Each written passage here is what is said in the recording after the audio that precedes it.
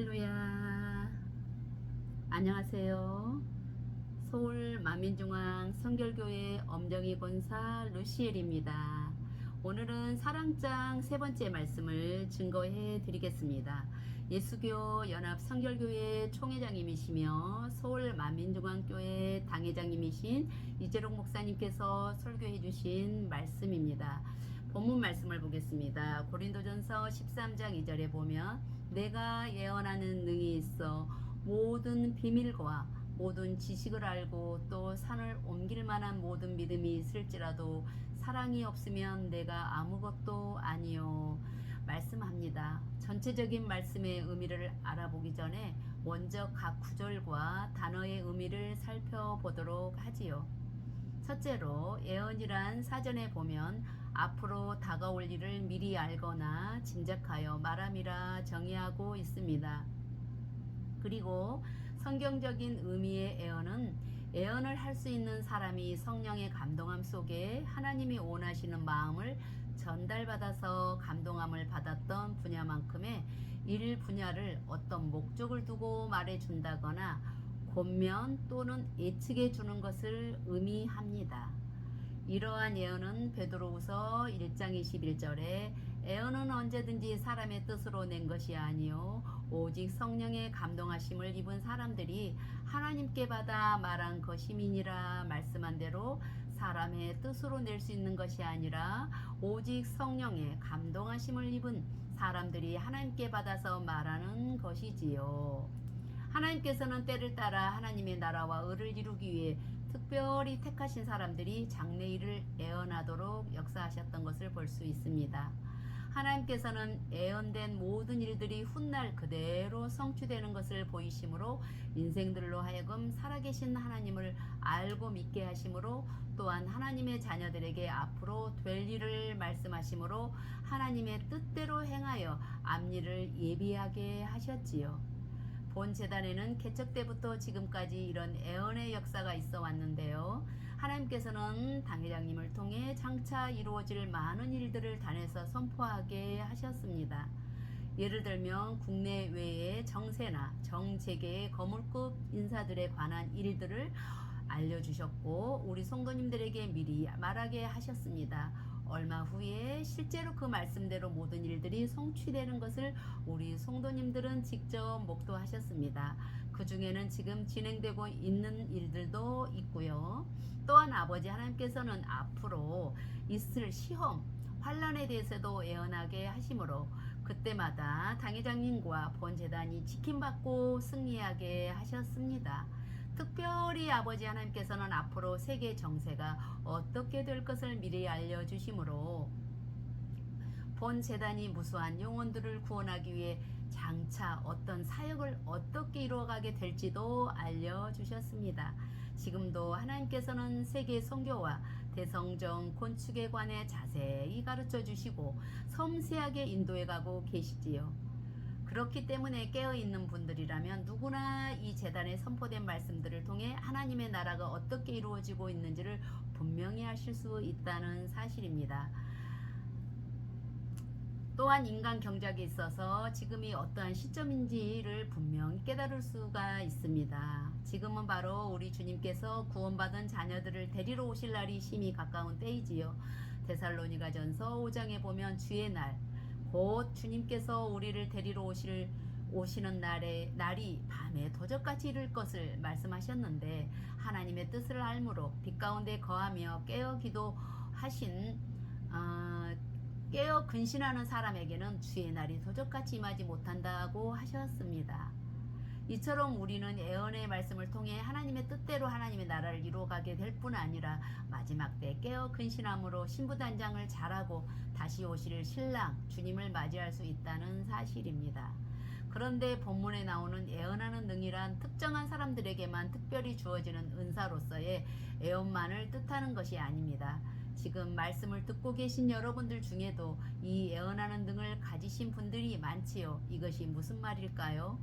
여기서 말하는 예언하는 능이란 바로 주님을 믿음으로 진리 안에 들어온 사람이면 누구나 하나님과의 교통함으로 세상 사람들은 알지 못하는 장래 일들을 알고 말할 수 있는 것을 뜻합니다.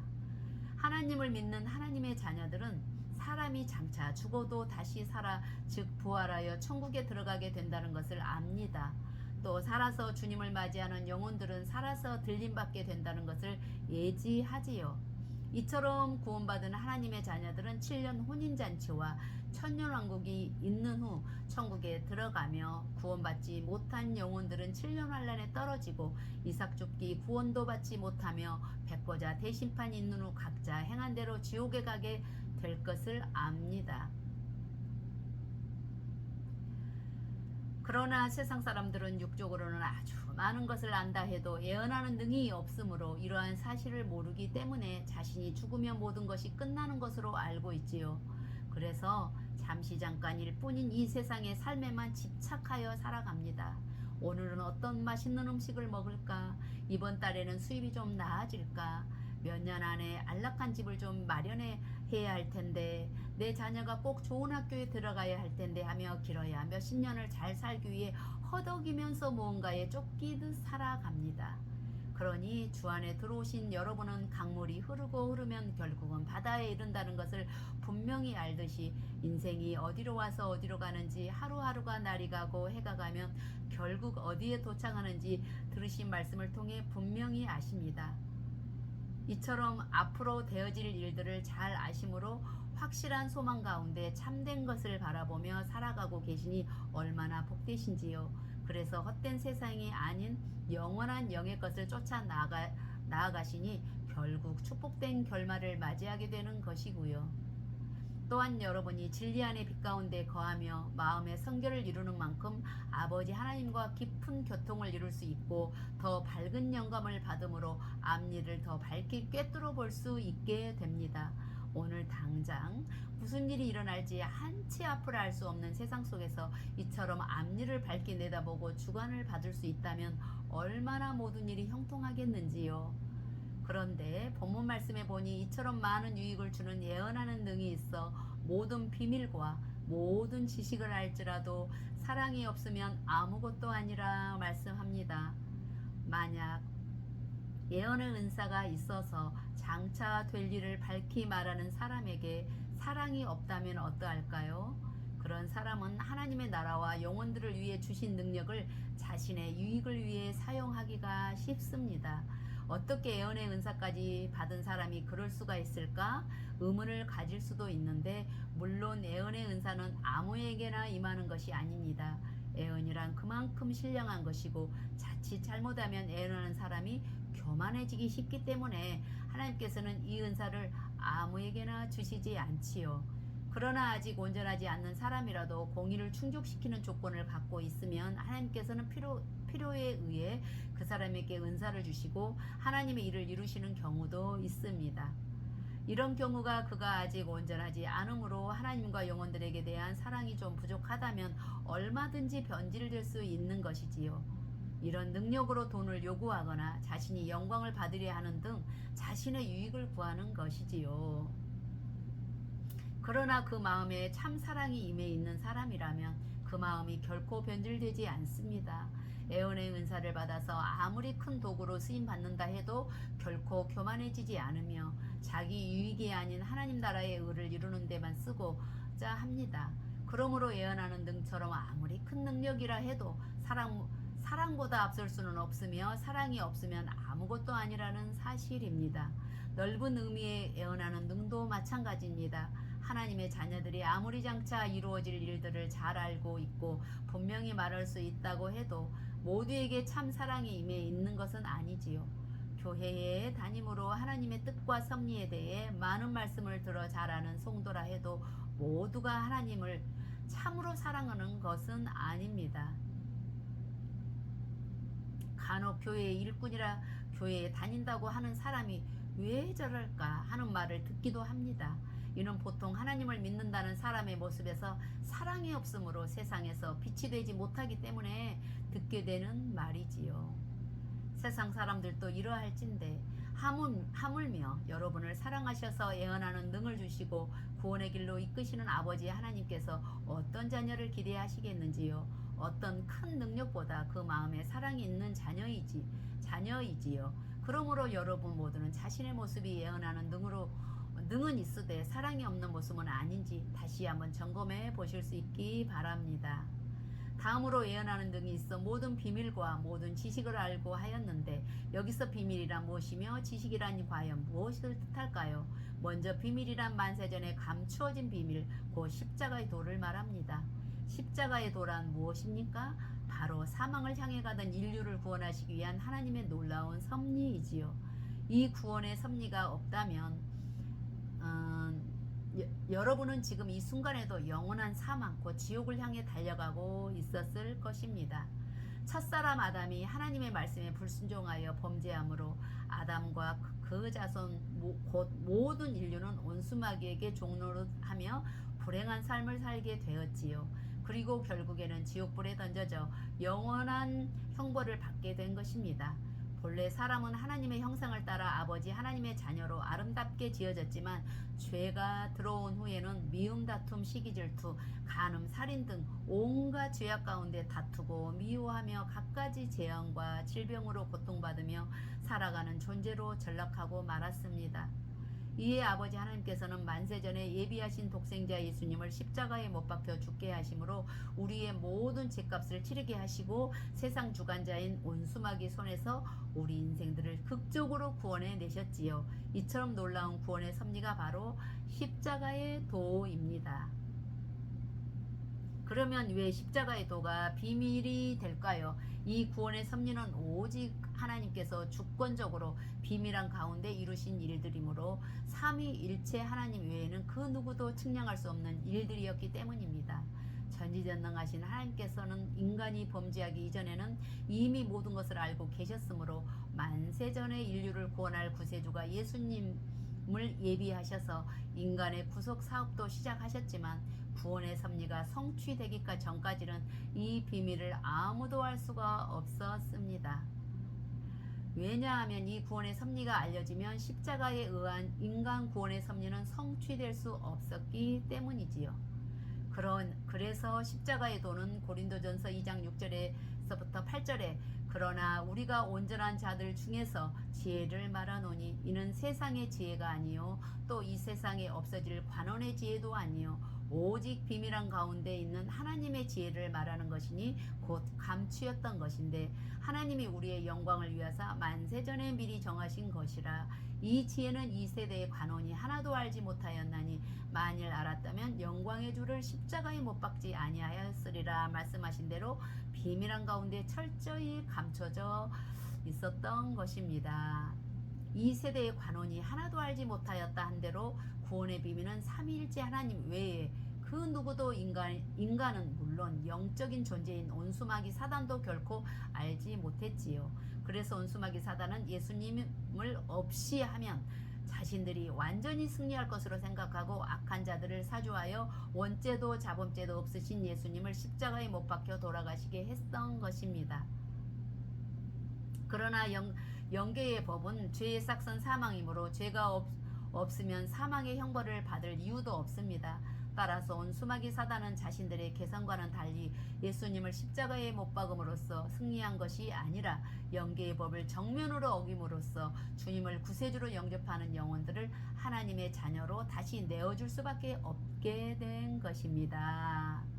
주님을 영접함으로 온수마귀 종에서 하나님의 자녀가 된 우리는 장차 아름다운 천국에 세세토록 행복하게 살게 되었습니다. 만약 온수마귀 사단이 이런 것을 미리 알았다면 결코 예수님을 십자가에 못 박아 죽게 함으로 자신들의 패배를 자초하지는 않았겠지요. 이처럼 놀라운 십자가의 도는 아버지 하나님의 지혜와 능력, 주권 가운데 철저한 비밀 속에 예비되었고 성취되었지요. 이에 십자가의 도를 비밀이라 말씀하는 것입니다. 여기 계신 우리 성도님들은 물론 세계 곳곳에 이 말씀을 들으시는 많은 성도님들은 여러 번의 회의성회나 GCN, 방송 또는 책자를 통해 십자가의 도 말씀을 들으셨는지요? 세상에서도 조직의 중대한 비밀을 안다는 것은 되게 대단한 특권을 가졌으며 사랑을 받는다는 증거입니다. 하물며 여러분은 하나님의 나라와 비밀과 지식을 알고 믿으니 얼마나 큰 사랑을 받으신 분들이십니까? 그러나 정작 이 십자가의 도에 담긴 하나님의 사랑을 깨닫지 못하고 자신의 마음에 사랑이 없으면 이런 비밀을 알아도 죽어가는 많은 영혼들에게 전할 수가 없습니다. 물론 아는 지식을 말로 전할 수는 있겠지만 사랑이 없는 사람이 전도하기는 쉽지 않지요.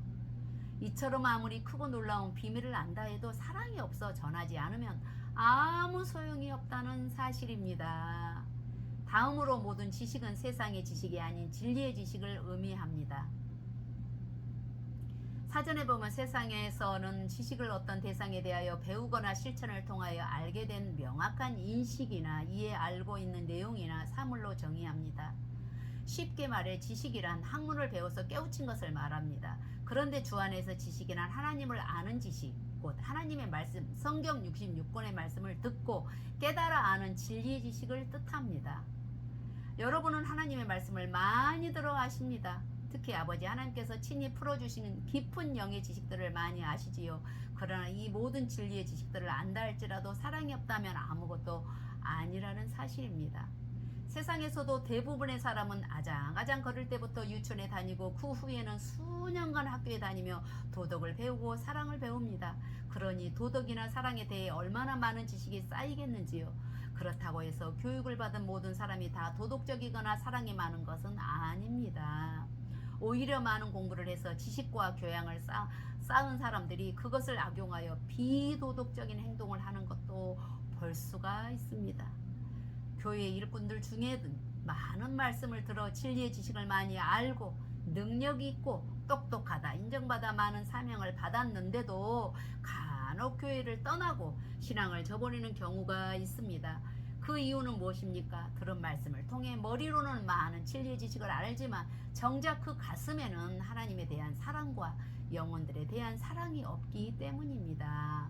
들은 말씀을 통해 하나님을 사랑하고 형제자매를 사랑해야 한다는 것도 너무나 잘 알지만 사랑이 없으므로 결국 하나님과 교회를 믿음의 형제들을 저버리게 되더라는 말입니다. 반면에 비록 지식이 조금 부족하고 다듬어져야 할 분야가 많은 사람이라도 그 마음에 아버지 하나님에 대한 사랑과 영혼에 대한 사랑이 있다면 어떤 상황이 온다 해도 그 마음에 결코 변하지 않지요. 죄인이었던 자신을 구원해 주신 아버지 하나님의 은혜와 주님의 사랑이 너무나 크기에 어떤 시련이 닥쳐오거나 힘든 일이 생길수록 오히려 더욱 그 사랑 안에 거하려고 합니다. 혹여 세상의 것이 잠시 마음에 들어온다고 해도 세상에 그 어떤 것보다 크고 좋은 아버지 하나님의 사랑을 느낌으로 결국 돌이키게 되고요.